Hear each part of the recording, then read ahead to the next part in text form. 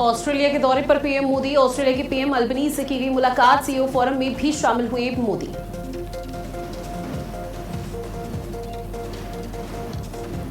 योगी आदित्यनाथ का आज बांदा का दौरा। कई परियोजनाओं का लोकार्पण शिलान्यास करेंगे। जनसभा को भी करेंगे संबोधित।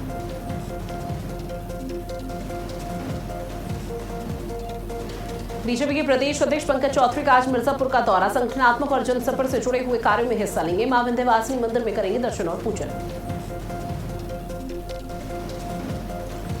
राम मंदिर धन गबन मामले पर आरोपियों से पूछताछ जारी। लवकुश, अनुकल्प, करुणेश पांडे 40 घंटे की पुलिस कस्टडी में।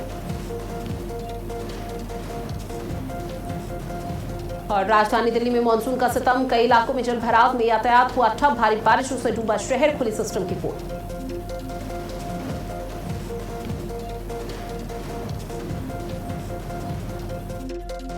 भारत अपडेट में हूं आपके साथ ऋतु भंडारी और शुरुआत करते ही बड़ी खबर के साथ बुलेटिन की, जहां ऑस्ट्रेलिया के दौरे पर पीएम मोदी हैं। मेलबर्न में पीएम मोदी पहुंचे, उनका भव्य स्वागत हुआ। गार्ड ऑफ ऑनर से पीएम मोदी को सम्मानित किया गया। तो ये बड़ी खबर, जहां प्रधानमंत्री नरेंद्र मोदी इस वक्त आपको बता दें कि 3 देशों की यात्रा पर हैं। अब पीएम मोदी जब मेलबर्न पहुंचे, ऑस्ट्रेलिया पहुंचे, तो इस दौरान मेलबर्न में तमाम दिग्गजों की तरफ से भव्य स्वागत किया गया। गार्ड ऑफ ऑनर से पीएम मोदी को सम्मानित किया। और इतना ही नहीं, जो भारतीय समुदाय के लोग इस वक्त ऑस्ट्रेलिया में रह रहे हैं, वो काफी उत्साहित नजर आए। वो एयरपोर्ट पहुंचे। एयरपोर्ट पहुंचकर उन्होंने पीएम मोदी का स्वागत किया है। पीएम मोदी के स्वागत के लिए वो तैयार रहे। भारतीय संस्कृति, भारतीय परंपरा की जो झलक है, वो ऑस्ट्रेलिया में देखने को मिली।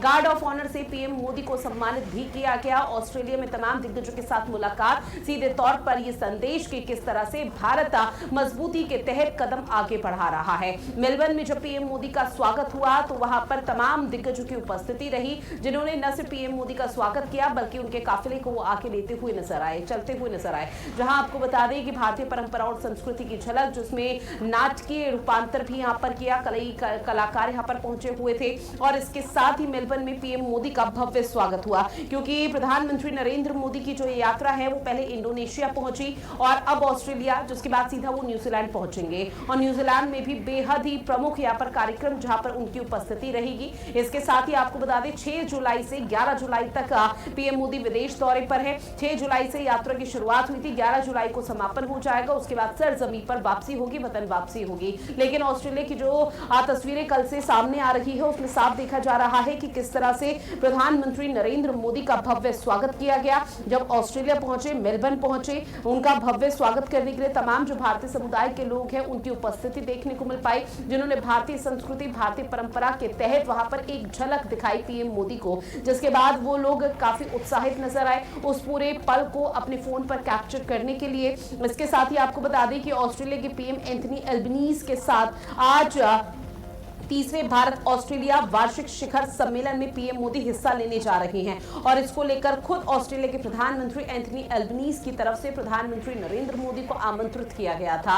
तो निश्चित तौर पर आज का दिन बेहद महत्वपूर्ण हो जाता है, जहां पर 30वें भारत ऑस्ट्रेलिया वार्षिक शिखर सम्मेलन में हिस्सा लेंगे पीएम मोदी। और जो मुख्य एजेंडा रहने वाला है, वो ये कि क्रिटिकल मिनरल्स, रक्षा सहयोग, साइबर सुरक्षा और भारतीय छात्रों के लिए वीजा और मोबिलिटी से जुड़े हुए मुद्दों पर बड़ी बैठकें करना। और वो बड़ी बैठकों में पीएम मोदी की उपस्थिति, ऑस्ट्रेलिया के प्रधानमंत्री एंथनी अल्बनीज की उपस्थिति देखने को मिल पाएगी। आपको बता दें कि सुरक्षा के लिहाज से ऑस्ट्रेलिया में इस वक्त बेहद ही पुख्ता इंतजाम किए गए हैं, क्योंकि हाल फिलहाल में आप सभी को मालूम होगा कि किस तरह से प्रधानमंत्री नरेंद्र मोदी को जान से मारने की धमकी दी गई थी। और ऑस्ट्रेलिया की जो तमाम वहां पर प्रशासन है, वो पूरी तरह से मुस्तैद नजर आया। लगातार ये पता लगाने का प्रयास किया जा रहा था कि आखिर इस तरह की धमकी किसने दी है और किसकी हिमाकत हुई। अब ऐसे में वहां पर सुरक्षा व्यवस्था चाक चौबंद की गई है कि कहीं भी कोई नकारात्मक तस्वीरें सामने ना आए, कहीं भी कोई ऐसी हरकत ना हो या कोई बड़ी वारदात को अंजाम ना दे सके। तो तमाम सिक्योरिटी फोर्स यहां पर तैनात किए गए हैं और उसी को लेकर लगातार एक तस्वीरें देखने को मिल रही है, जहां आपको बता दें कि क्रिटिकल मिनरल सुरक्षा सहयोग को लेकर बात होगी,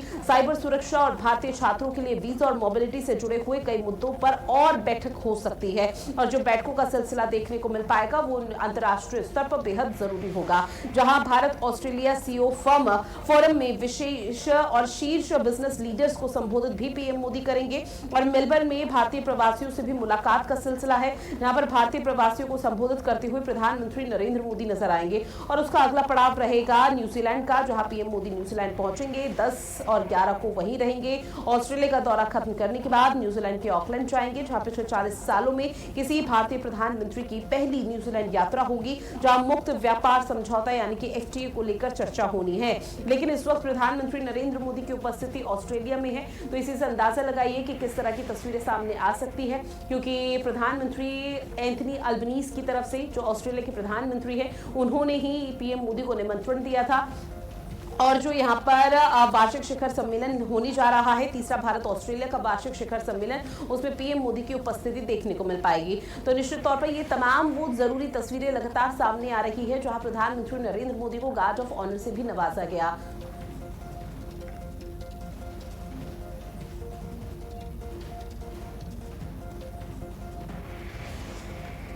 अब बात अगली बड़ी खबर की, जहां सीएम योगी आदित्यनाथ के चित्रकूट दौरे का आज दूसरा दिन है। बड़ी खबर, विकास कार्यों की करेंगे समीक्षा, जनसभा को करेंगे संबोधित। आपको बता दें कि 2 दिवसीय चित्रकूट दौरे पर कल सीएम योगी आदित्यनाथ यहां पर पहुंचे थे। चित्रकूट में भव्य स्वागत सीएम योगी आदित्यनाथ का हुआ था।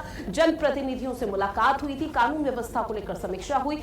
और ऐसे में सीएम योगी आदित्यनाथ ने चित्रकूट वासियों के नाम कई बड़ी सौगात भी दी थी और कई बड़े सौगात के तौर पर तोहफे भी दिए थे। जहां पर आम जनमानस से भी मुलाकात हुई थी, जहां पर जनसभा को संबोधित करते हुए सीएम योगी आदित्यनाथ की तरफ से कई महत्वपूर्ण बातों का जिक्र किया गया था। विकास कार्यों की समीक्षा आज की जानी है, तो आज का दिन भी बेहद दिलचस्प रहने वाला है, जहां जनसभा को संबोधित करेंगे योगी आदित्यनाथ। सीएम योगी आदित्यनाथ इस वक्त आपको बता दें कि चित्रकूट के दौरे पर है। और ये चित्रकूट का जो दौरा है सीएम योगी आदित्यनाथ का, ये 2027 के विधानसभा चुनाव के लिहाज से बेहद महत्वपूर्ण हो जाता है। क्योंकि अभी तक ये कहा जाता था कि जो चित्रकूट यहाँ पर है, वहां पर बीजेपी की पैठ कहीं ना कहीं कमजोर या धूमिल होती हुई नजर आई है।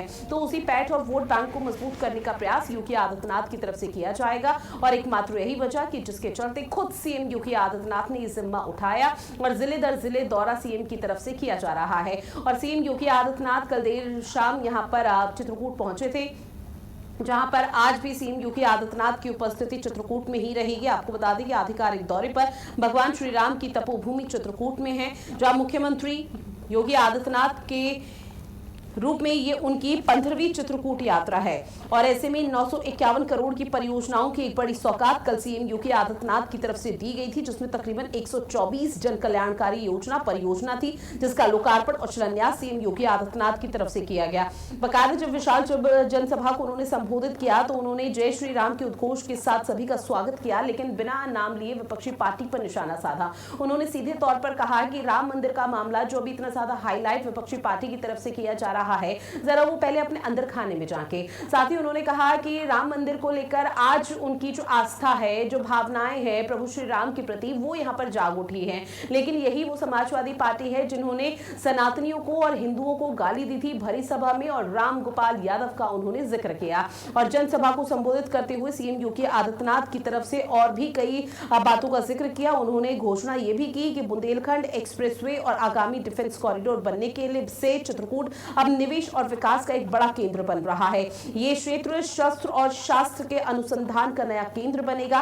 साथ ही संतों के साथ और कानून व्यवस्था की समीक्षा आज चुकी होती हुई नजर आएगी। सीएम योगी आदित्यनाथ ने आपको बता दें कि कल भी एक बड़ी बैठक की थी कलेक्ट्रेट सभागार में, जहां जिले के अधिकारियों के साथ विकास कार्य और कानून व्यवस्था की उच्च स्तरीय समीक्षा बैठक की। साथ ही उन्होंने सर्किट हाउस में स्थानीय संतों के साथ मुलाकात की और उनके साथ रात्रि भोजन यानी कि प्रसाद ग्रहण किया। फिर सीएम योगी आदित्यनाथ का आज का जो काफिला है, वो आपको बता दें कि सुबह मुख्यमंत्री ने भगवान कामतानाथ के दर्शन भी किए और कामतगिरी पर्वत की पवित्र परिक्रमा लगाकर प्रदेश की सुख समृद्धि की कामना की। तो चित्रकूट का दौरा पूरा करने के बाद वो आज बांदा जिले के लिए भी रवाना होंगे, जहां पर करोड़ों के विकास की सौगात देंगे। 2027 का विधानसभा चुनाव है और 2027 के विधानसभा चुनाव के लिहाज से ये जरूरी हो जाता है, जहां पर सीएम योगी आदित्यनाथ ने एक बड़ी जिम्मेदारी निभाई है। क्योंकि अमूमन तौर पर जहां जहां सीएम योगी आदित्यनाथ के यहाँ पर चुनावी भाषण रहते थे, तो वहां पर सीएम योगी आदित्यनाथ को बुलाया जाता था, क्योंकि उनकी लोकप्रियता लगातार बढ़ रही है। लेकिन जब बात खुद के प्रदेश की आ रही है, तो इस दौरान सीएम योगी आदित्यनाथ अब लगातार अपनी उपस्थिति अलग अलग जिलों में दर्ज करा रहे हैं। अब आपको मिनट टू मिनट कार्यक्रम बताया तो सुबह 7:45 की वो तस्वीरें भी हैं जहां पर न्यू सर्किट हाउस चित्रकूट से कामदगिरी परिक्रमा के लिए प्रस्थान किया। अब 8 बजे का समय होगा जहां आपको बता दें कि परिक्रमा स्थल पर स्थित बरहा हनुमान जी मंदिर में दर्शन पूजन और कामदगिरी की पवित्र परिक्रमा की शुरुआत होगी। फिर 9 बजे 6 किलोमीटर लंबी कामदगिरी परिक्रमा की समाप्ति होनी है। फिर 9:15 बजे परिक्रमा पूरी कर वापस चित्रकूट न्यू सर्किट हाउस पहुंचेंगे और उसके बाद समीक्षा बैठकों का सिलसिला देखने को मिलेगा। एक और बड़ी खबर इसी से जुड़ी हुई है। सीएम योगी आदित्यनाथ का आज बांदा का भी दौरा है जहां पहले चित्रकूट में अपनी उपस्थिति दर्ज कराते हुए बांदा रवाना हो जाएंगे। बांदा को तकरीबन करोड़ों की सौगात यहां पर दी जाएगी। कई परियोजनाओं का लोकार्पण और शिलान्यास होगा। जनसभा को भी संबोधित योगी आदित्यनाथ की तरफ से किया जाएगा। तो ये बड़ी खबर जहां बांदा को सीएम योगी आदित्यनाथ एक बड़ी सौगात देते हुए नजर आएंगे और ऐसे में सीएम का ये बांदा का जो दौरा है ये बेहद महत्वपूर्ण हो रहा है जहां पर सीएम योगी आदित्यनाथ के दौरे को लेकर लगभग सभी तैयारी हो चुकी है। धरातल पर जो अधिकारी हैं वो पूरी तरह से मुस्तैद हैं। फिलहाल जो जानकारी सामने आई है उसमें ये बताया जा रहा है कि तकरीबन 709 करोड़ की बड़ी सौगात दी जाएगी। 229 विकास परियोजनाओं का शिलान्यास लोकार्पण किया जाएगा जहां मुख्यमंत्री बांदा सदर और बबीरू विधानसभा क्षेत्र के विकास के लिए 709 करोड़ की लागत से बने हुए 229 विकास परियोजनाओं का शिलान्यास और लोकार्पण करेंगे।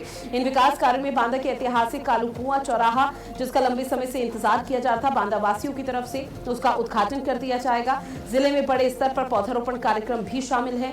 सीएम योगी आदित्यनाथ चित्रकूट से प्रस्थान कर सुबह लगभग 11 से 12 बजे के बीच बांदा के पुलिस लाइन हेलीपैड पर उतरेंगे जहां पर विशाल जनसभा को संबोधित किया जाएगा। इसके बाद वो पंडित जवाहरलाल नेहरू डिग्री कॉलेज मैदान पहुंचेंगे जहां पर वो एक विशाल जनसभा संबोधित करेंगे और उनको सुनने के लिए जो लोग यहां पर मौजूद रहेंगे उनका भी स्वागत यहां पर किया जाएगा। तो आपको बता दें कि पिछले 24 घंटे से बांदा में मौसम भी अनुकूल बना हुआ है। फिलहाल मौसम जो बदलाव है परिवर्तित है वो देखने को मिल रहा है। बारिश का सिलसिला है तो उसके चलते ये भी कहा जा रहा है कि शायद दौरा रद्द हो सकता है लेकिन अभी आधिकारिक तौर पर इस तरह की कोई भी सूचना सामने नहीं आई है क्योंकि जिला प्रशासन पूरी तरह से मौके पर मुस्तैद है और कोशिश यही की जा रही है कि सीएम योगी आदित्यनाथ का काफिला जब यहाँ पर पहुंचे तो कोई भी चूक या लापरवाही ना रहे। अगर मौसम भी परिवर्तित होता है मौसम भी बदलता है तो इस दौरान इस तरह की व्यवस्था की जाए ताकि कार्यक्रम स्थल संपन्न हो सके और सही तरीके से सुचारू तरीके से चल सके। किसी भी तरह की अव्यवस्था का अंबार न देखने को मिल पाए। मुख्यमंत्री योगी आदित्यनाथ की सुरक्षा के लिए 5 चक्रों यानी कि 5 लेयर की सुरक्षा प्लान तैयार किया गया है। सुरक्षा में 3000 से ज्यादा पुलिसकर्मी तैनात हैं।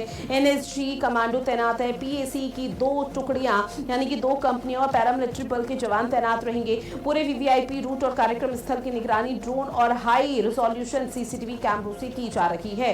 तो सीएम योगी आदित्यनाथ के बांदा दौरे को लेकर लगभग सभी तैयारी हो चुकी है। महज इंतजार अब योगी आदित्यनाथ का है जब सीएम की उपस्थिति यहां पर दर्ज होगी किस तरह से वो जनसभा को संबोधित करते हैं। लेकिन उससे पहले करोड़ों के विकास कार्य की बड़ी सौगात देते हैं क्योंकि 10:35 का समय बताया जा रहा है जब सीएम योगी आदित्यनाथ बांदा पहुंच जाएंगे। फिर 11 से 12 बजे के बीच बांदा की पुलिस लाइन में मुख्यमंत्री योगी आदित्यनाथ की उपस्थिति कार्यक्रम में देखने को मिल पाएगी जहां 12:15 के आसपास की जो स्थिति है वो कॉलेज मैदान में होगी जवाहरलाल नेहरू डिग्री कॉलेज मैदान में जहां पर एक बड़ी सौगात सीएम योगी आदित्यनाथ की तरफ से दी जानी है और उसके बाद जनसभा को संबोधित करने का काम यहां पर रहेगा जहां पर सीएम की तरफ से आज एक बार फिर से विपक्षी पार्टी पर खूब जोरों के साथ बरसते हुए योगी आदित्यनाथ नजर आने वाले हैं। तो ये बड़ी खबर आपकी टीवी स्क्रीन पर लगातार साझा कर रहे हैं जहां दोपहर 1 से 2 के बीच में सीएम योगी आदित्यनाथ वापस रवाना हो जाएंगे राजधानी लखनऊ के लिए। तो सीएम योगी का आज बांदा का ये दौरा है और ये दौरा बेहद खास हो जाता है। बांदा को करोड़ों की सौगात देते हुए नजर आने वाले हैं योगी आदित्यनाथ। इसके साथ ही कई परियोजनाओं का लोकार्पण और शिलान्यास इस दौरान किया जाएगा। साथ ही सीएम योगी आदित्यनाथ के दौरे को लेकर लगभग सभी तैयारी हो चुकी है। जो जिला अधिकारी है वो मौके पर मुस्तैद हैं क्योंकि मौसम भी खराब बना हुआ है। लगातार बारिश हो रही है और बांदा वो जिला है जहां पर मौसम विभाग की तरफ से पहले से ही चेतावनी दी गई है कि यहाँ पर मौसम अभी बिगड़ सकता है, भारी से भारी बारिश हो सकती है। तो सीएम योगी आदित्यनाथ के कार्यक्रम और उनके काफिले को किसी भी तरह की कोई अव्यवस्था का सामना न करना पड़े, फिलहाल इस चीज का विशेष ध्यान दिया जा रहा है और इसी के चलते तमाम जो बड़े अधिकारी हैं वो मौके पर मुस्तैद हैं और लगातार कोशिश कर रहे हैं कि सीएम योगी आदित्यनाथ के दौरे में कोई चूक या कमी ना रहे। और उसी को लेकर आपको बता दें कि जो अधिकारी हैं वो दिशा निर्देश भी जारी कर दिए गए हैं। ट्रैफिक एडवाइजरी जारी की गई है, लोगों को अव्यवस्था ना हो जब जनसभा के इस कार्यक्रम में सीएम योगी आदित्यनाथ को देखने और सुनने के लिए पहुंचेंगे तो लोगों के लिए भी विशेष इंतजाम यहां पर किए गए हैं।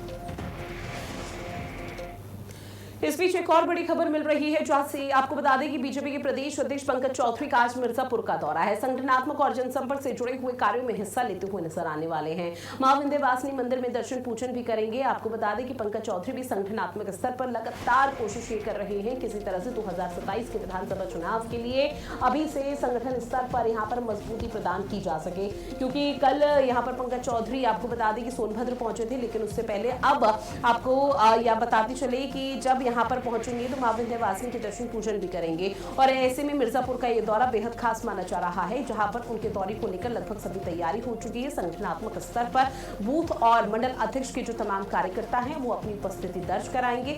उनके साथ न सिर्फ मुलाकात बल्कि समीक्षा भी यहाँ पर की जाएगी। डबल इंजन सरकार के जो काम इस वक्त हो रहे हैं, जो प्रयास यहाँ पर किए जा रहे हैं, उसका लाभ सीधे तौर पर लोगों तक कैसे पहुंच रहा है, इसका जिक्र किया जाएगा। इसके साथ ही आपको बता दें कि इन तमाम चीजों के अलावा ये भी कोशिश की जाएगी कि सत्ता और संगठन के बीच में तालमेल कैसे बैठाना है, कार्यकर्ताओं की कॉन्फिडेंस को बूस्ट कैसे करना है, कार्यकर्ताओं को क्या ऐसा मूल मंत्र देना है जिसके तहत वो डबल इंजन सरकार और विशेषकर योगी सरकार की जो रीति नीति है वो जन जन तक पहुंचाएं और 2027 के विधानसभा चुनाव में एक बहुत बड़ा फायदा यहाँ पर बीजेपी को हो, क्योंकि बीजेपी इस वक्त उत्तर प्रदेश में काफी मजबूत स्थिति में देखने को मिल रही है। और एक तरफ योगी आदित्यनाथ लगातार जिले दर जिले दौरा कर रहे हैं, सत्ता को मजबूत करने का प्रयास कर रहे हैं, तो वहीं दूसरी तरफ बीजेपी के प्रदेश अध्यक्ष हैं पंकज चौधरी, जिन्होंने संगठन की जिम्मेदारी यहाँ पर संभाली है और संगठन की जिम्मेदारी निभाते हुए वो लगातार जिले दर जिले दौरा कर रहे हैं, मंडल और बूथ स्तर के कार्यकर्ताओं से मुलाकात कर रहे हैं, लोगों के साथ भी और जनप्रतिनिधियों के साथ भी मुलाकात का सिलसिला है, जहां पर बैठक की जा रही है कानून व्यवस्था को लेकर, संगठनात्मक स्तर पर कैसे और परिवर्तन हो सकते हैं और बूथ और मंडल स्तर को कैसे मजबूत किया जा सकता है, क्योंकि अमूमन तौर पर ये माना जाता है कि अगर बूथ और मंडल स्तर यहाँ पर मजबूत रहेगा तो निश्चित तौर पर सत्ता यहाँ पर परिवर्तन नहीं होगा, तो सत्ता भी यहाँ पर मजबूत स्थिति में मानी जाती है। और ये एकमात्र यही वजह जिसके चलते कार्यकर्ताओं से मुलाकात का सिलसिला है, कार्यकर्ताओं के साथ लगातार बातचीत का सिलसिला है और कार्यकर्ताओं को ये समझाया जा रहा है कि आगे की विशेष रणनीति कैसे तैयार करनी है, आगे का मूल मंत्र क्या है जो जीत का, क्योंकि पंकज चौधरी का ये उत्तर प्रदेश विधानसभा चुनाव पहली दफा होगा जब इसकी बहुत बड़ी जिम्मेदारी उनके कंधों पर है। हालांकि उनके सामने चुनौतियां बहुत है और संगठन स्तर पर यहाँ पर अगर मजबूती प्रदान होती है, 2027 में वापस से बीजेपी रिपीट होती है, तो निश्चित तौर पर यह ऐतिहासिक जीत होगी। इसका श्रेय एक तरफ कार्यकर्ता और योगी आदित्यनाथ को जाएगा, लेकिन इसका श्रेय पंकज चौधरी को जाएगा, क्योंकि वो प्रदेश अध्यक्ष की भूमिका निभा रहे हैं और 2027 का विधानसभा चुनाव उन्हीं के नेतृत्व में लड़ा जा रहा है। और ऐसे में न सिर्फ कार्यकर्ता बल्कि संगठनात्मक स्तर पर कैसे मजबूती प्रदान की जाए उसको लेकर रूपरेखा भी तैयार की जा रही है। साथ ही बीजेपी के प्रदेश अध्यक्ष पंकज चौधरी सोनभद्र पहुंचे, जहां उनका पार्टी पदाधिकारियों और कार्यकर्ताओं ने जुलूस निकालकर जोरदार स्वागत किया। भारी भीड़ के बीच जिलाध्यक्ष नंदलाल गुप्ता पैदल चलकर व्यवस्थाएं संभालते हुए नजर आए। साथ ही बढ़ौली चौराहे पर बुलडोजर से पुष्प वर्षा कर माल्यार्पण के साथ अभिनंदन किया गया। पंकज चौधरी पार्टी कार्यालय पहुंचकर पदाधिकारियों के साथ संगठनात्मक बैठक करेंगे। साथ ही आपको बता दें कि संगठन की मजबूती और आगामी कार्यक्रमों को लेकर चर्चा भी यहाँ पर होती हुई नजर आई। तो वहीं सर्किट हाउस में मीडिया प्रतिनिधियों के साथ प्रेस वार्ता भी की गई। तो देखिए किस तरह से पंकज चौधरी का कल सोनभद्र का दौरा रहा, जहां पर ये काफिला आपकी टीवी स्क्रीन पर कैसे उनका कार्यकर्ताओं की तरफ से भव्य स्वागत किया गया, बीजेपी का झंडा हाथों में लेकर। और ऐसे में कार्यकर्ताओं पर जो विश्वास यहां पर जताया गया था पंकज चौधरी की तरफ से, उसकी तस्वीरें देखने को मिल पाई, जहां पर न सिर्फ उनका पुष्प वर्षा की गई बल्कि बुलडोजर भी यहां पर मंगाया गया और बुलडोजर के माध्यम से उन पर पुष्प वर्षा की गई, माल्यार्पण किया गया। तमाम जनप्रतिनिधि यहाँ पर मौजूद रहे और ऐसे में संगठन को मजबूत करने का प्रयास पंकज चौधरी ने किया। इन तमाम जो लोगों को आप देख रहे हैं, कार्यकर्ताओं को आप देख रहे हैं, ये भारी संख्या में कार्यकर्ता यहाँ पर पहुंचे जिनमें काफी जोश था और इन्हीं को यहाँ पर प्रदेश अध्यक्ष पंकज चौधरी की तरफ से कई जीत के मूल मंत्र दिए गए हैं। आगे की रूपरेखा तैयार भी की गई है, प्रेस कॉन्फ्रेंस भी यहाँ पर की गई, जहाँ पार्टी पदाधिकारियों ने जुलूस निकाला और भव्य स्वागत किया। बुलडोजर से पुष्प वर्षा भी इस दौरान की गई, जहाँ अभिनंदन स्वीकार यहाँ पर पंकज चौधरी की तरफ से किया गया। पदाधिकारियों के साथ अब संगठनात्मक बैठक भी यहाँ पर देखने को मिल पाएगी।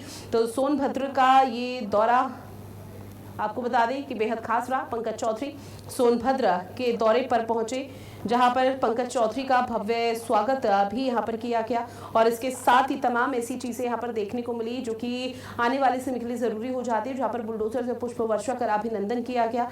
साथ ही आपको बता दें कि पंकज चौधरी जब यहाँ पर पहुंचे तो इस दौरान उन्होंने सबसे पहले मंदिर में मत्था टेका और एक भव्य रोड शो की तस्वीर भी सामने आई। अगली खबर जो काशी वासियों के लिए एक बड़ी राहत की खबर है। आपको बता दें, श्री काशी विश्वनाथ मंदिर न्यास ने स्थानीय श्रद्धालुओं की सुविधा को देखते हुए एक बहुत बड़ा फैसला लिया है। अब काशीवासी पूरे दिन काशी द्वार यानी कि द्वार संख्या 4B से मंदिर में प्रवेश कर बाबा विश्वनाथ के दर्शन कर सकेंगे। पहले इस द्वार से केवल सुबह और शाम 1 घंटे के लिए ही प्रवेश की अनुमति दी जाती थी। मंदिर न्यास का मानना है कि इस फैसले से स्थानीय श्रद्धालुओं को दर्शन के दौरान अधिक सुविधा और सुगमता मिलेगी। तो देखिए, एक और गेट खोल दिया गया है जो कि पहले सुबह और शाम सिर्फ श्रद्धालुओं के लिए खुला रहता था, लेकिन अब 24 घंटे ये सुविधा श्रद्धालुओं को दे दी गई है। यानी कि जो भारी संख्या में श्रद्धालु यहाँ पर पहुंचते थे, जो भीड़ भाड़ यहाँ पर रहती थी, अब उस भीड़ को मैनेज करने के लिए, उसको कंट्रोल करने के लिए ये एक बहुत बड़ा फैसला लिया गया है समिति की तरफ से, जहां पर 4B का जो द्वार है वो खोल दिया गया है। पहले ये द्वार जो काशी गए होंगे और ऐसे में दर्शन किए होंगे बाबा के, तो उन लोगों को भली भांति पता होगा किस तरह से पहले सिर्फ सुबह और शाम के लिए दरवाजा और जो द्वार है वो सिर्फ श्रद्धालुओं के लिए खुला रहता था। लेकिन इस बीच समिति ने एक बहुत बड़ा फैसला लिया है, क्योंकि मौसम भी थोड़ा अभी यहाँ पर अनुकूल नहीं है और उसी के चलते माना जा रहा है, हवाला तो अभी दिया नहीं गया लेकिन माना जा रहा है शायद उसी के चलते एक बड़ा फैसला लिया गया, क्योंकि अब ये 24 घंटे द्वार खुला रहेगा।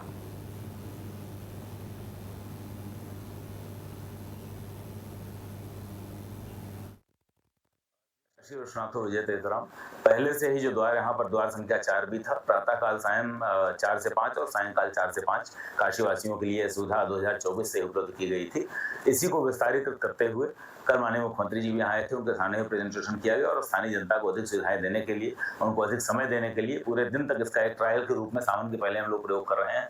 और श्रावण मास में जैसा जानते हैं, विशेष पर्वों पर, तिथियों पर कोई विशेष सुविधा किसी विशेष वर्ग के लिए नहीं दी जा सकती। उस समय जो बाहर से आने वाले श्रद्धालु हैं वो भी शिव स्वरूप हैं और हम लोग आतिथ्य की भूमिका में होते हैं, सभी काशीवासी मिलकर सत्कार करते हैं जो भक्तों का, उसी भाव के साथ उस समय यह सुविधा उपलब्ध नहीं रहेगी और श्रावण के बाद यह रेगुलर व्यवस्था पुनः पर्व त्योहारों को छोड़कर उपलब्ध की जाएगी।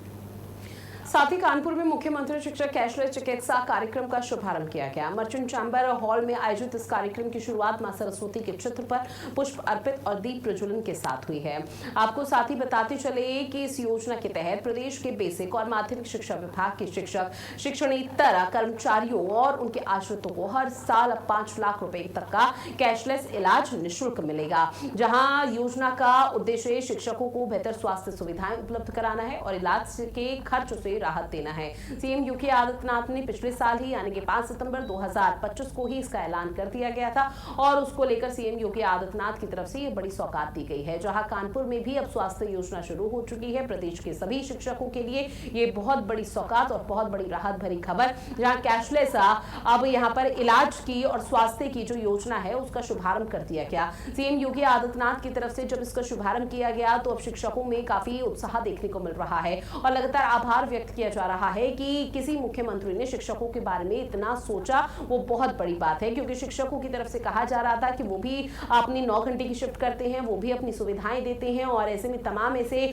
चीजें रहती हैं जिसको क्लियर करना शायद उनके लिए भी बहुत बड़ी चुनौती के तौर पर रहता है। लेकिन सीएम योगी आदित्यनाथ की तरफ से इस तरह की जब बड़ी सौगात दी गई तब उनके चेहरे काफी खिले हुए नजर आए। शिक्षक परिवारों को बड़ी सौगात और उसी की तस्वीरें कानपुर से आप तक साझा कर रहे हैं। और चलिए बुलेटिन में इतना ही। आप बने रहिएगा भारत अपडेट के साथ। नमस्कार।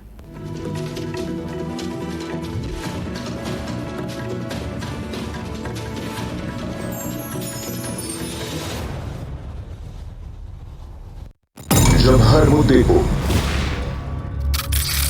ब्लैक एंड व्हाइट बताया जाएगा तब सच के बाकी रंग कौन दिखाएगा? जो रहा है सच भारत अपडेट पर।